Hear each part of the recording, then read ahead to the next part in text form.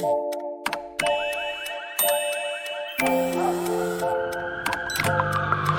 world is always on, but you shouldn't be. Put junk sleep to bed. During Mattress Firm's Sleeping Spree event, save up to 50% on Sealy, with queen mattresses starting at $349.99. Only at Mattress Firm. Restrictions apply. See store or mattressfirm.com for details.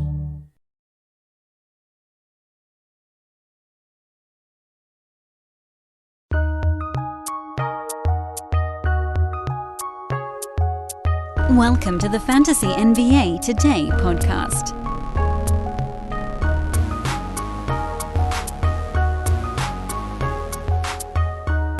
Good Tuesday to you all. We are 2 weeks from the start of the NBA season. It is officially upon us now. Preseason in full swing. We're getting to see stuff. Starting lineups that may or may not correspond to anything at all. Probably not. And, as I was saying yesterday, I really do feel pretty strongly that what you're looking for in the preseason is you're looking for health more than anything. Are the guys that you're targeting healthy enough to belong on your fantasy team? That's really it. Like that's really all you're trying to get at. If they are, terrific. If they're not, it gives us more data. The other thing I've been noticing lately is really about the old guys this year. And I've said it on an earlier episode, but I think it bears repeating that the more drafts I do, the more mocks I participate in, because I haven't had a real draft yet. Although I keep checking the Yahoo Public Prize Leagues to see if any Roto ones are coming up. And the only ones that are have like 3 teams in them. I did this last year where I signed up for a couple of the Yahoo Public Prize Leagues, and a couple of them happened. I think 2 of them happened, but I think 2 of them also got canceled because they didn't fill up. People need to like Roto more. I need to preach to you guys more about Roto. But I guess maybe you're not the ones in those public leagues. So of the mocks that I've been doing, the old guys, even though some of their X ranks have been adjusted back up where maybe not where they should be, but certainly closer to where they should be, there's still an innate distrust among the fantasy community at large. And it's interesting, too. I did a hit on Josh's podcast, Josh Lloyd's show that I think aired earlier this morning, where he talked a little bit about the old guy fear of, could an old guy just fall off a cliff? I think he's expressing that in a way that most regular fantasy players probably aren't thinking that deeply about it. Meaning, he's right. He has a good point. Some old guys do fall off a cliff. By the way, they tend to be big men. Typically, the cliff comes faster. It's a bit more gradual for guards. But I think with the general public, they're not worried about the drop-off. I think they're just in their head, there's a thought that, quote, old guy just misses a lot of time. Like Chris Paul, for instance. Could he miss time this year? Absolutely. Has he been missing time for the type of injuries we tend to associate with old guys? No. Who has, actually? Well, LeBron, oddly enough, has been an old guy starting to miss time for old guy type of injuries. He's got the sore knee, it swells up, he's got to take games off. Chris Paul hasn't had a sore knee in years. Chris Paul hasn't had a pulled hamstring in years. So there's this, I think, built-in distrust. So even though Yahoo's X ranks, which is the thing that sort of builds the board for the most part, even though they brought Freddie VanVleet back up to number 20, who's not a traditional old guy, but, balky knees and old guy fantasy game and all that stuff. Even though Kawhi is now at 24 on the Yahoo X rank board. By the way, they dropped LeBron all the way down to 22, so he actually went the other direction. Even though Jimmy Butler, they've brought back into the 20s. He's at 29. Even though Chris Paul, they've moved up to 30 now from the mid to late 30s. I don't think people are taking these guys. I don't think people want the old guy, which is great for us. For, obviously grain of salt type of stuff. You can't take all old dudes or your team will be, for one, a little bit risky, but also, like, the old guys don't tend to be hyper-focused on taking 25 shots a game. Chris Paul, just pillar of efficiency, great percentages. Jimmy Butler, great percentages. They don't take a ton of three-pointers anymore. LeBron, the free throw came back a little bit. It's still not great, but, good field goal percent. He was the more popcorny of these old guys. Vooch is another great example, as Dan accidentally rattles off like half of the Dan Vespers old man squad. And then the other thing that's happening this year is the old guys stop being interesting after basically Chris Middleton, although he got hurt, so maybe he's not even that interesting anymore. Drew Holiday maybe is like the last interesting old guy in the first chunk, or Kristaps Porzingis maybe. And then I don't really like the old guys in the middle chunk, as we've talked about before. And then I do like some old guys coming a little bit later. So you're able to take some swings. If you do go old men, second round, third round, whatever, you can take some pretty big hacks in the fifth, sixth round this year. You can get nuts earlier than ever. It's going to be a fun one. So that was a little bit of a let me talk to you about old guys at the front end of this podcast.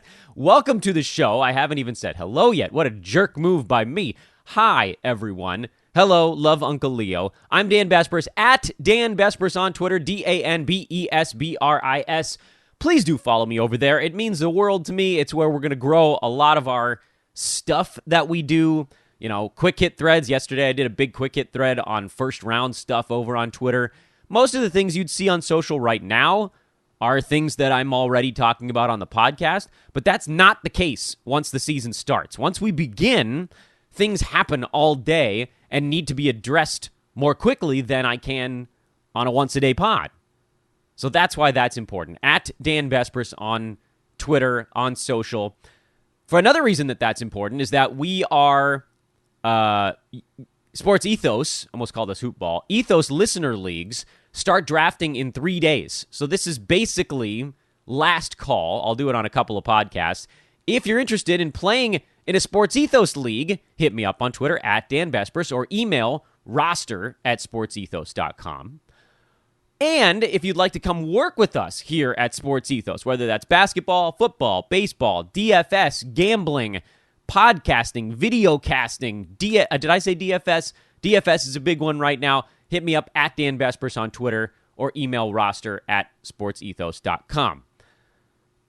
This is going to be a fun one today. We got Matt Smith coming on the show in just a couple of minutes. Smitty! We went back and forth last year, 2 years ago, on other names possibly for sleepers, and Smitty's was one that actually made it pretty far in the polls, which I know he thought was hilarious because it's just based on his last name. And people were like, oh, that one sounds fun. As Matt's sitting there going, yes, excellent choice. Puppet mastering the public. The great Matt Smith. So we'll talk to him in just a moment. He's going to give us, he's always got a few Smitties in the tank. You will not be disappointed. If you make it to the end of that interview, you're going to get all sorts of really interesting late round attack spots from Matt. A little teaser there at the beginning of the show. And today is the last day that Sports Ethos has a coupon of any kind during draft season.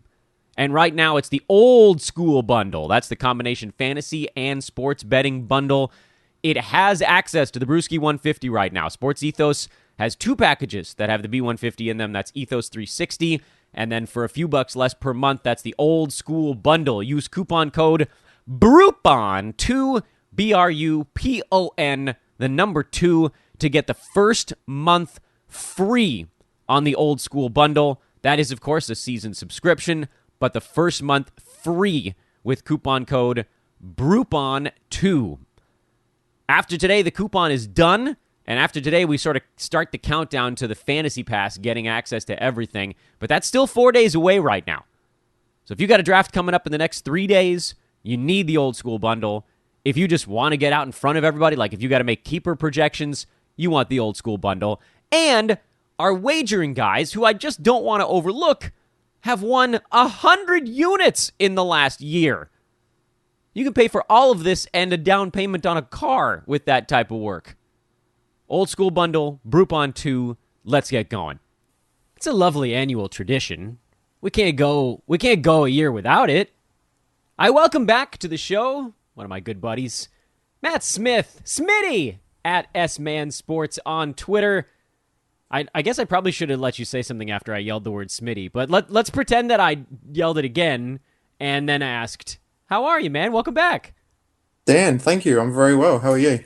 Hanging in there, a little tired. We were talking off air. You're about a year into parenthood now. You hanging in there all right?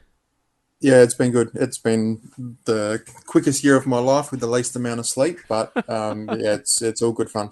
I think I've described it in my own head as both the fastest and the slowest year of all time. Like, cause when you're in the individual moments, you're like, oh my God, I'm so tired. I don't know how I'm going to do this. And then you blink and it's a year and you don't really remember any of it. So I feel like that also makes it feel shorter. I don't know. I might be out of my mind. No, that's crazy. In any event, Matt, of course, is over with Basketball Monster, doing outstanding work as always, and you bring to the table the turn on the industry mock. You had the 12 pick, which isn't as awful this year as it has been, at least last year. It was just terrible to be at the turn. This season, it seems like maybe there's a little more you can do with it. Have you found that to be the case? And then also, are the names starting to move a little bit to where maybe it's getting a little harder on the turn than it was a couple weeks ago? What do you think about that 12 slot, just kind of as a whole? Yeah, I think it's almost the perfect spot to pick from. I mean, in my opinion, there's 13 top 12 players this season with, Jokic, Luka, Giannis, Kevin Durant, Tyrese Halliburton, Steph Curry, Joel Embiid, Damian Lillard, Tatum, Ball, and Harden. And then I took Trey at 12 and then backed it up with Karl Anthony Towns, and I think they're the 13 best players. Yes, you could probably make a case for Kyrie Irving and maybe LeBron James, but they just miss so many games these days. So to have pick 12 and get two, what we'll call first-round players, and for me with Trae Young and Karl Anthony Towns, just to bookend my team with some elite scoring and assists with Trae Young and then Karl Anthony Towns, I think he'll take a little bit of a hit with Rudy Gobert joining that team and playing further away from the basket, but he's still going to be, an elite roto player, and the points, the rebounds are still going to be there. They'll drop off a little bit, but that might mean there's a few extra assists and threes playing a little bit further away from the basket. So really happy to get those two. You know what's really interesting, too, about that pairing of Trey and Cat? I feel like if someone had gone into almost any recent season, including this one, and made a claim of, I got Trey and I got Cat in a 12-team league, they'd be called insane. But it's not that nuts. This isn't the only time I've seen this happen where one of those two guys does slip into the second round. In this draft, it's mostly because Halliburton and Dame went in the first, so then someone squeezes back just a little bit. Sometimes you see Dame as the 13th. Sometimes you see like LaMelo as the 13th. Sometimes you see Halliburton. But like you said, that you like with 13 names, sometimes you run a sample, you run a test, 10,000 samples or whatever it is. At some point, the 12 and 13 is going to be the guys you got. That's an unbelievable pair that I don't know. Am I way off base here? Like if you had just put out into the world 3 months ago that you could have Trey and Cat in your first and second rounds and it wouldn't be that nuts, people would have called you crazy, don't you think? Yeah, I think so. And particularly with Rudy Gobert joining that team, as I said, the Timberwolves, we weren't too sure how that would play out, but, it looks like it'll still be pretty good value. And, the back end of that first, like you said, it's easy to take Lillard or Ball or Harden even fell to 11, which is pretty crazy for me. Like I have him a top 5 player this season. I've seen Steph Curry fall to 10, 11, 12 as well. Tyrese Halliburton will be in that range. And literally there's no bad picks, so it's a really good place to start. Yeah, it's pretty remarkable. End of the third, beginning of the fourth, 36-37, Cade Cunningham, Kristaps Porzingis. This is around where Cade is typically going. You went a tiny bit earlier than I've seen on Porzingis, but you know me, you know my type of player at Roto. You're often going for slightly older, per game upside kind of guys. That feels like that's the story with Porzingis. So I don't, I'll let you give your reasoning there, but I feel like I may have answered that question before I even asked it. What do you think Cade's jump looks like this year? I haven't talked a ton about him because I've, me and younger players. Where do his big strides come this season? I think they come from everywhere, and I'm really high on Cade this season. And I know you play a lot of 9-cat roto, and so obviously the turnovers hurt and the efficiency, you need to take care of that as well. But from an 8-cat point of view, and particularly playing in head-to-head leagues, like he was the 48th player last season, so he had a top 50 season. And I've compared him to a couple of other first round guards from the last couple of years in LaMelo Ball, Trey Young, and Luka Doncic. And Trey's first season, he finished 58th. LaMelo's first season, he finished 56th, and Luka was 53rd. And then those guys jumped to 7th, 10th, and 15th in their second season. So I'm not going to sit here and tell you, Dan, that Cade's going to be a top 15 player, but I do think he'll be a top 20 player. I think that improvement is going to come across the board. I think the scoring will increase, the rebounds, the assists, the steals, the threes. I think the field goal percentage will increase as well. Just with a natural bump in his second season and playing with some better players and that team gelling together. So like I said, I think I'd target Cade at the end of the second round, early third round in competitive leagues, particularly in head-to-head format. And I'll go one step further and think that Cade Cunningham can be a first-round player this time next season.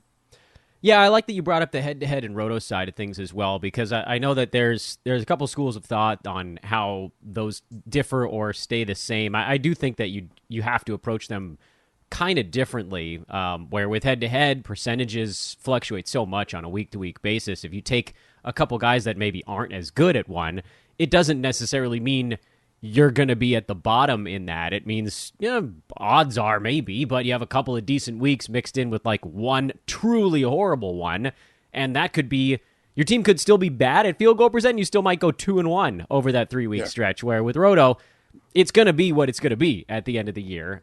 Did I miss anything on my Porzingis analysis? Super high per game upside guy that probably misses 25 games, basically?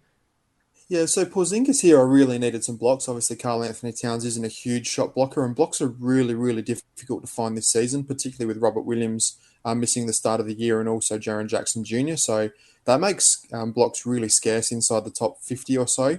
And of the guys over on Basketball Monster that we've got projected for at least 8 rebounds and 1 block a game, there's only Jokic, Embiid, Towns, Porzingis, and Nikola Vucevic who are actually projected to provide a positive contribution in free throw percentage.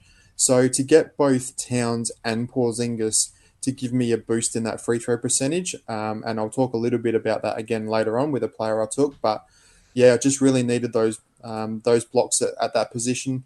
At that pick. Bradley Beal was still around, and I would have liked to have taken him. I think that's really good value in the third round. But I mean, all we need for Kristaps Porzingis is him to play 65 games and be healthy and have a really strong season. And he could put up top 15, top 20 per game value. So to get him in the 30s, I think that's a pretty good spot. And like I said, just really needed those blocks at that point.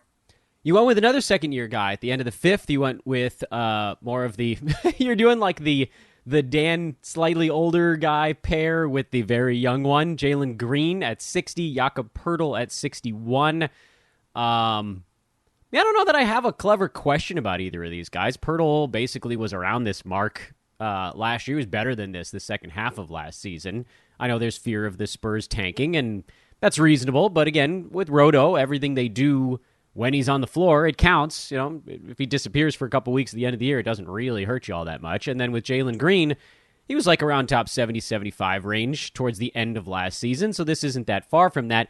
And every pick you're dealing with here on the turn, you don't really have the luxury of thinking, will someone make it back to me? So if there's a guy you're targeting, you kind of have to go do it. Explain how you landed on these two guys at 60 and 61. So I just spoke a little bit about blocks, and Jakob Poeltl, again here, I just felt I needed some more blocks. Like I said, they become harder and harder to find. And by taking Towns and Porzingis early, that really gave me a big boost in my free throw percentage, along with Cade and Trey. So yes, Jakob Poeltl is a bit of a liability from the free throw line, but I was able to put a little bit of a dent in that to secure some more rebounds and blocks, and also his field goal percentage, because Kristaps Porzingis isn't great from that area. And then Jalen Green, just felt like I needed some more assists and some guard stats. So Jalen Green was pretty strong towards the end of last season. I still think there's a bit of upside here at pick 60, potentially a top 50 season coming. But some really good scoring, some good threes, some handy assists. And these two kind of balance each other out. I really, really wanted Jamal Murray in this range, and somehow he fell to me at my next pick at 84, which I was shocked at. Yeah, I thought maybe you had lost track of what round you were talking about, because you did get him in the next one. Jamal Murray at 84, Marcus Smart at 85. Marcus Smart, that's like, I've been doing a lot of baseball metaphors on the podcast lately. That's like the clean single. That's a very easy base hit because he's not going to be horrible. He's not going to blow everybody away. He's like a very safe mid-80s kind of guy. Jamal Murray is more of the home run hack, because if he's in there and he's playing, and like I get it with head-to-head, that's a much more dangerous play. You don't know when the rest days exactly are going to come. You don't know if anything else crops up. They're going to be super careful. But, this is a guy who's gone top 40 per game. So, at the end of the 7th round, if you even get half a season out of him here, it's worthwhile in a Games Cap Roto format. I have no qualms with either of these picks. I don't even know that I need to ask you about them, but I will. Jamal Murray, you said you'd be willing to look at him as early as you just said, as 60-something. Is that like the point at which you start to take a gander his direction? Yeah, I think so, particularly in this format. Like we said, with Roto, and percentages are so important, and Jamal was really good from the field and the free throw line as well. And as you mentioned, he's had top 40, top 50, top 60 seasons in the past.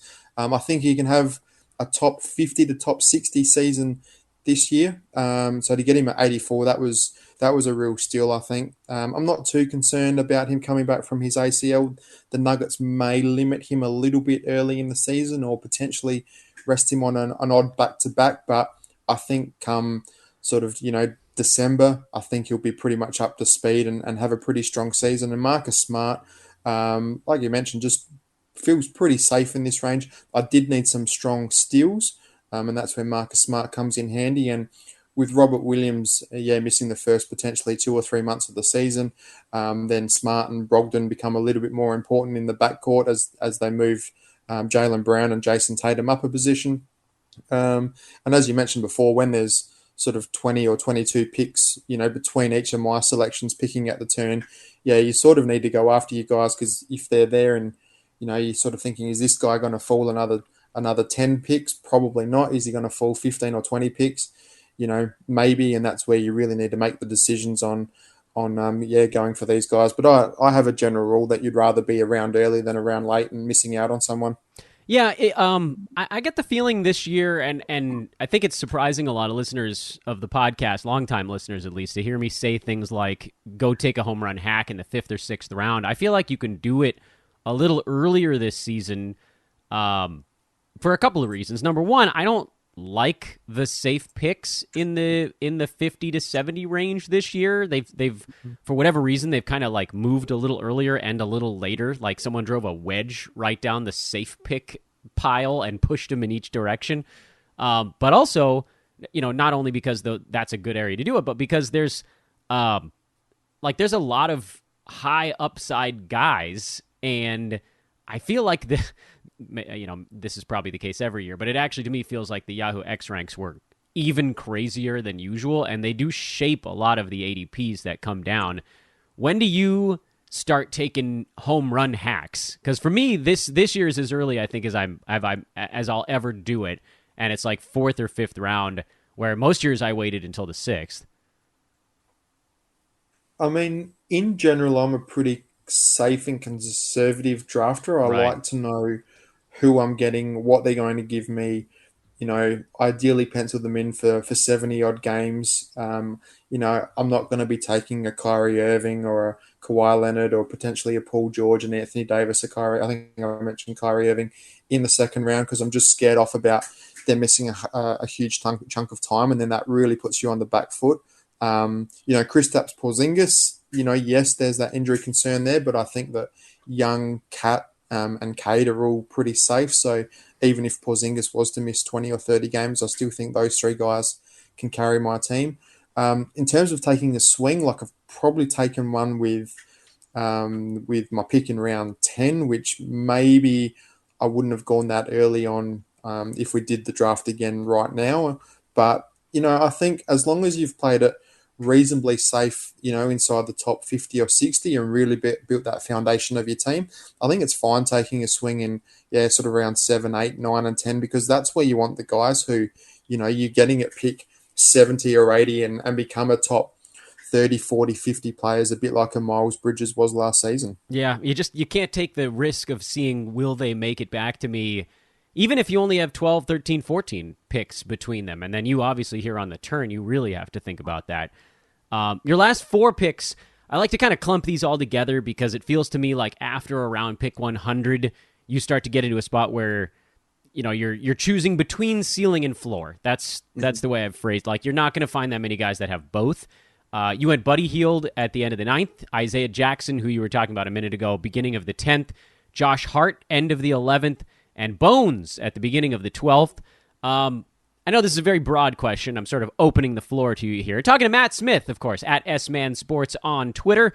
What did you like? What did you dislike about that sort of clump of 4 at the end here? These are kind of a little more flyery types. I know that there's a certain safety element with particularly the first name on your list here, but these are a little more flyery than your first 8. Are these guys that you were targeting? If so, why? And if not, why not? And then I got a follow-up question after that, but I've already asked enough. That's a pretty loaded one all by itself, isn't it? I don't know, add any more. So I guess with Buddy Hield, like I went pretty much point guards and centers through my first 8 picks. I really needed a wing here. And I could have gone in a number of directions, but Buddy Hield had a really good sort of span when he came across to the Pacers last season. I'm not convinced he'll see out this season with Indiana, but early on, hopefully, he was really good scoring. Like, he averaged nearly 5 assists per game with the Pacers last season, which was crazy. So if he can even average, 4 to 5 this season, we'll probably get 4 rebounds, some good shooting as well. Buddy Hield, like I said, I needed a wing, so to fill that small forward position as well. And then Isaiah Jackson, he was the one who I was talking about before with a high upside. Again, not sure what the Pacers are going to do with Miles Turner. If he gets moved or if he gets injured and they don't get anyone back in a trade who can play center, I think Isaiah Jackson is just primed to take over that role, an elite shot blocker, and could be, a top 70 or 80 guy when he gets the opportunity. So to get him at 109, I thought was pretty good value. Josh Hart, again, just needed a wing guy. Not too sure what he's going to provide in Portland, but potentially a 6-man role, and I've likened him to maybe someone like a Will Barton who can do a little bit of everything off the bench and be sort of an 80 to 100, 110 guy. And so once again, this is a pick 130. Alex Caruso went right before it at 131, who I really like. And then Bones, that was high upside. I wasn't really thinking about handcuffing him and Jamal Murray together, but you could suggest that, which I'm fine with. I'm not big on handcuffing guys in basketball, but it can be done in deeper leagues, and particularly roto and weekly leagues where you're not using those bench spots as much. But by all reports now, he's having a pretty strong preseason and training camp with the Nuggets and looking good, and he'll spend some time next to Jamal Murray. So, yeah, really pleased to get Bones Highland at 133, and think there's plenty of value at that spot as well. Were these guys that you were kind of thinking about as this thing got into the later rounds? Were they guys that you were kind of targeting a little bit, or are they dudes that just were kind of there when it got to you? Yeah, they were pretty much just there when they got to me. Like Markel Fultz was in round 10. I like him. Jalen Suggs at 117. Really like that pick, and he's probably one I was looking at. Isaiah Hartenstein was another one in round 11. And then, yeah, like in round 12, there could have been a handful of guys who you could have looked at. But, Bones sort of stood out. And like I said, plenty of upside there. And a nice guard potentially coming off the bench in my roster and can, easily put him into starting lineups when the matchup is right. So overall, I think my team turned out pretty well. I haven't got the projections in front of me, but I think I was pretty close to averaging 50% from the field and 80% from the free throw line, which is what I target in both head-to-head and roto leagues. And if you can do that, you're going to be up the top of the standings in both of those categories, which I think is pretty important. Yeah, I totally agree with you. They are the forgotten categories, and everybody, it's become so popular to punt one of the percentages or both sometimes, and winning them is actually, because of that phenomenon, winning them has become easier than 5, 6, 7 years ago when people weren't so keen on punting that stuff. So Fultz, Suggs, I forgot the third name you mentioned. Those are Isaiah Hartenstein. Yeah. Dare I call those your Smitties, your roughies? I'll give you two more names, Dan. I mean, I really like Trey Jones in San Antonio. He went here at pick 98, which probably a little bit early for me. But if he was there at 108 when I took Buddy Hield, I would have taken Trey Jones. Sweet. I'm assuming he's going to be the starting point guard with the Spurs. Josh Primo is probably the only other guy that can do that. So looking forward to seeing what Jones can do sort of in the next few preseason games and across training camp. And then the other one who I don't believe got drafted, but I will give you his name, Dan, and that's Talon Horton-Tucker from the Utah Jazz, I think. I think, they traded for him for a reason. He's only started 24 games in his early career, but in those games, he's averaged 13 points, 3.7 rebounds, 3.6 assists, 1.5 steals, and 1 3. I think there's plenty to improve on there. I think they're going to play him a ton. I don't think they've already moved, Mitchell and Gobert and Bogdanovic. I don't think Conley and Clarkson will last too much longer. The front court's a little bit loaded now in the Jazz, which isn't ideal, but I think Horton-Tucker in that small forward position will be pretty sneaky, and I'd be taking him with a last-round flyer in most drafts, in standard leagues, of course. So, yeah, he's another name to keep an eye on. Damn, treasure trove of Smitties here on this appearance. Trey Jones, Talon Horton-Tucker, Isaiah Hartenstein, Markelle Fultz, Jalen Suggs, Bones. I think that was 6. I got to ask you about one last guy before I officially let you go and actually enjoy the rest of your day.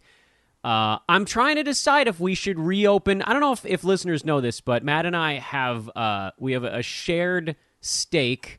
It's a timeshare. You have it in the Australian summer, and I have it in the American summer on Olynyk Island, right? I don't know if we haven't been using our timeshare lately because it's been a little bit weird and bumpy. But do you think we can take a little puddle jumper out there this year? Do we bother? This is one of the big stories of the preseason and how this is going to play out. So, like going back, a month ago, it was pretty much just Walker Kessler was there by himself. And now they've got Larry Markkinen, who will start at small forward, Jared Vanderbilt, Kelly Olynyk. They've still got Walker Kessler. Frickin' Zeller. And Cody Zeller is there. Whether he makes the team, we'll find out. I mean, I think in the preseason game that's happening right now, I think they started Kelly Olynyk at center. I believe you're right. Yeah, I think you're right. I mean, for him, it's all about minutes. If he can play 27, 28 minutes per game, then, Olynyk's a top 100 guy, potentially a top 80 guy. If he's playing 22 minutes a game, then he's probably not worth it. So he's fine as a late round flyer. I mean, we should probably start building a few more condos and apartments on the island because I think it'll be worth it. Maybe expand the pool a little bit as well, Dan. We're going to be rich. Well, that's the plan. I had to do something weird about Kelly Olynyk, because we've exchanged many a discussion on whether the island should be open for business, and it sounds like at the very least we can, throw a few little tents, see if maybe somebody will rent a yurt out there, join us. Yeah, those overwater bungalows where you look through and you got the turtles swimming underneath the coffee table. We've been so lonely out there. It'd be nice to get some guests back at the hotel. All right, Matt, you're officially free to go. I thank you so much as always for doing this. I appreciate you making the time. He is Matt Smith at S-Man Sports. Matt, of course, again, of Basketball Monster. Thank you, my man. This is always a pleasure.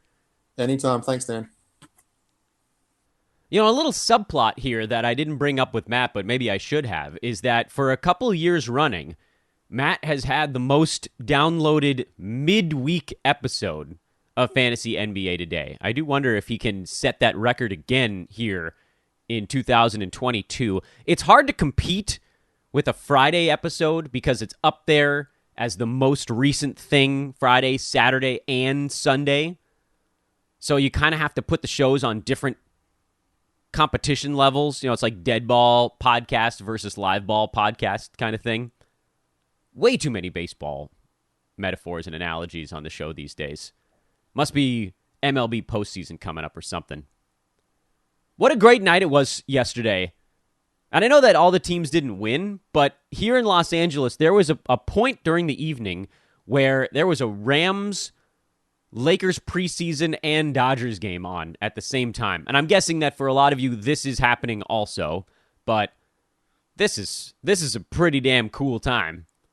And in about 2 weeks, you'll have regular season basketball, regular season football, and playoff baseball. Oh, yeah. It's a great time. My family is going to hate me. Not all of them. My older son really likes the sport, so he'll be thrilled. He'll be on TV. We'll sit on the couch, and everybody else will be looking at us like, can't you guys interact with somebody once in a while? I'll take a line from a living snowman named Olaf, and I'll say, nope. All right, everybody. Have a wonderful Tuesday. Is this off-season episode 127? Did I get that right? I keep bouncing back and forth. Is it 132 or 127? I don't know. I think it's 127. It doesn't matter. Once again, please do drop a follow at Dan Bespers on Twitter. Go get something over at Sports Ethos. Let's keep this locomotive running, man. The site keeps growing, and that's the reason why. Your continued patronage, listenership, all that good stuff. And hey, I haven't bugged you in a while. If you guys are enjoying the show here as we ramp up to the season, please do take a moment to drop a 5-star review on the podcast. And go check out our YouTube page. We got all sorts of cool new stuff over there. I've been saying it for a while, but we finally did it. There's like 5 or 6 new shows in the last 3 days. YouTube.com/sportsethos. Really easy to find. The rest of the week, we'll be talking to Jonas Nader, Matt Straub, Aaron Brewski. Feel like maybe you've heard of him. It's going to be a fun week here on the show. Let's make it a big one. We'll talk to you tomorrow.